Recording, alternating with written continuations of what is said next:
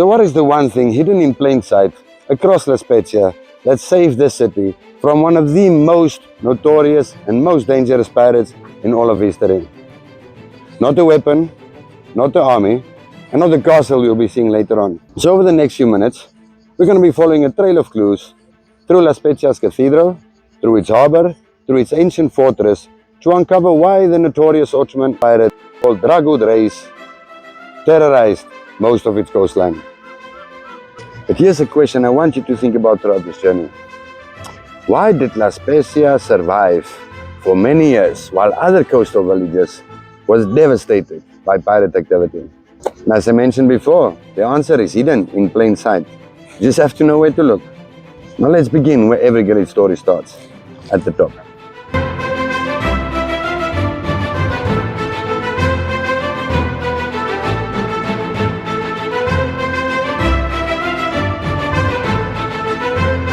The Castello San Giorgio, overlooking the city of La Spezia, originates from the watchtower, with the first castle on the site being built in 1262 by the ruler of the area, Niccolo Fieschi, with the intention of strengthening his dominion in the area.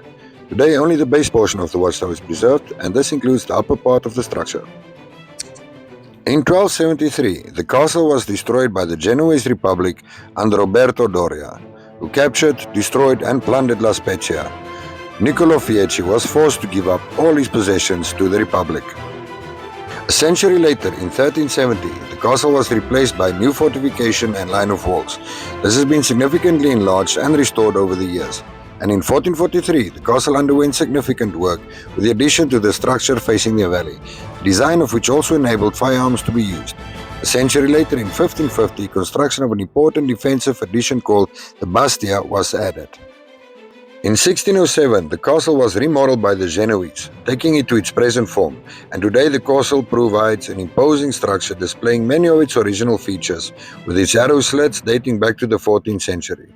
It was at this time that its current walls were built. The castle was for many years neglected, but in 1985 work started to restore and conserve it. That did involve some modifications being undertaken to restore its design to its previous age, which involved the reconstruction of the ramp and removal of walls within the complex.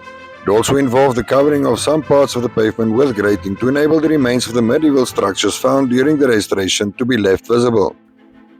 With the final stage of the work was carried out between 1996 and 1998. When the upper part of the castle was completed, the coat of arms of the Republic of Genoa and the bas-relief of St. George and the dragon were again placed over the gateway.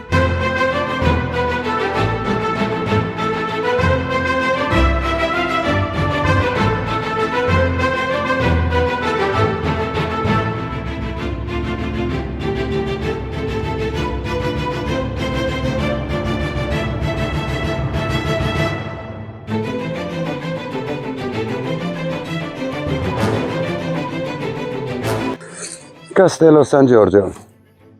Long before cruise ships filled the harbour, and long before Italy was even a unified nation, this hill was everything. Because whoever controlled this hill controlled the gulf below. The earliest fortifications date back centuries, and most of the castle that you see here today was built during the Middle Ages, when rival powers fought for control of the Ligurian coast. And standing here, it's easy to understand why. Just look at that view. There's only one part of the view, by the way. Now from this position, guards could see approaching ships long before they reached the harbour. Which raises the question, if you were a pirate captain like myself, and you approach this gulf, would you attack a city that can see you long before you can even see them? Now hold that thought, because the answer explains exactly why some pirate raids succeeded where others failed. See, the castle wasn't just a military fortress, it was an early warning system. A giant stone alarm bell looking over the sea. And during the 1500s, that warning system became more important than ever, because one of the most feared men in the Mediterranean was sailing these waters, a pirate known as Dragut. But before we talk about him, let's head down to the city, visit one of the most strangest cathedrals in Italy, because hidden in the design is another clue to our mystery. Caterdralle di Christo Re. Most people imagine an Italian cathedral, They expect something medieval. Gothic arches, ancient bell towers, like the Cathedral in Palma de Mallorca. Hundreds of years of history, and they arrive here. Now this is the Cathedral of Christ the King.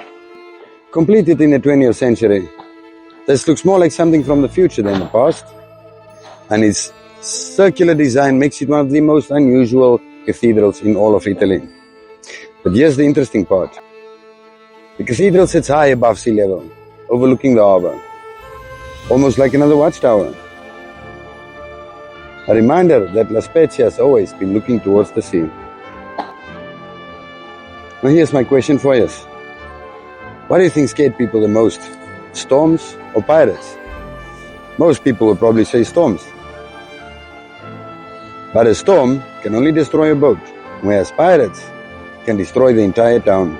And nowhere was the fear greater than along the Ligurian coast during the 16th century. The reason?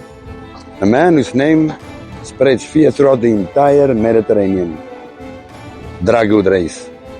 Now let's go to the waterfront where his story truly begins. There you go. Port of La Spezia. Imagine, if you will, standing right here in the 1500s.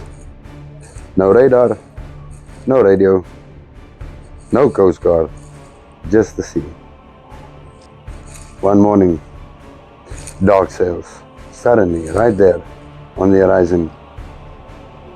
The ships fly the flag of Dragut Reis. Dragut Reis, or as the Europeans simply know him as, Dragut. The most feared Ottoman corsair in all of Mediterranean, next to Herod and Barbarossa. In fact, he is the protege of Herod and Barbarossa. Throughout the Mediterranean, Dragut raided coastal settlements, captured ships, struck fear into communities from Spain to Italy. Historical record shows that many Ligurian and Tuscan coastal settlements suffered raids during this period.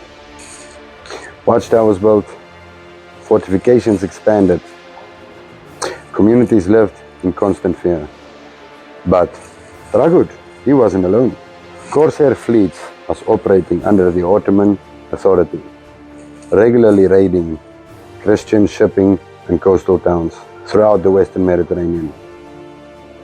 Families could go to sleep at night peacefully, then wake up the following morning to an invasion happening. Doesn't that thought scare you? Which brings me to the next question.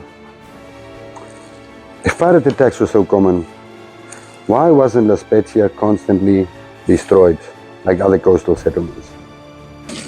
Now the answer is closer than you think.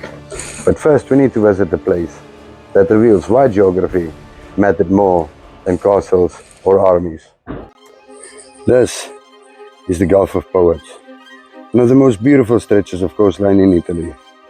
Writers such as Percy Bysshe Shelley and Lord Byron fell in love with these waters. But centuries before poets arrived, pirates saw something else: opportunity. The Mediterranean is filled with hidden coves, small beaches and isolated villages. Perfect places for surprise attacks. Yet the Gulf offers something different. Look carefully. It's naturally protected. The surrounding land creates a protective barrier. Ships entering the Gulf become visible.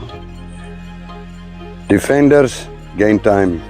And time is everything. Which leads us to our next question. Was it the castle that protected La Spezia, or nature itself? Let's visit the final location before revealing the answer. Passeggiata Morin. We've explored the castle, we visited the cathedral, we've walked through the harbor. The pirate fears once dominated everyday life. And we've looked out across the Gulf of Poets. Now it's time to answer the question we started with. Why did La Spezia survive when so many other coastal areas suffered devastating pirate attacks? The answer is not just one thing, it's three. First, geography. The Gulf provided a natural protection. Second, visibility. From places like Piazza San Giorgio, approaching ships could be spotted long before they reached the city. And third, preparation. Generations of coastal communities adapted to the pirate threat by building fortifications, watch systems, and defense networks. The real secret wasn't that pirates ignored La Spezia, it is that the city was ready for them. While smaller settlements were often vulnerable to surprise attacks, the harbor became very difficult to be caught off guard. And that's a lesson that still matters today. The strongest defense wasn't always the tallest walls. It was simply the ability to see danger before it arrived. So, the thing hidden in plain sight was the Gulf itself. The castle, the cathedral, and the harbor was all built around one advantage: geography. Nature gave La Spezia the ability to see danger coming. So now I want to hear from you. If you lived in this city 500 years ago and you spot pirate sails on the horizon, would you stay to defend your city or would you run for the hills? Let me know down below in the comments. Now if you enjoyed uncovering the hidden pirate history of La Spezia, subscribe for more journeys to unknown places. Because sometimes even the most beautiful places hides the darkest stories. This is Captain Jonny Sparrow, signing off.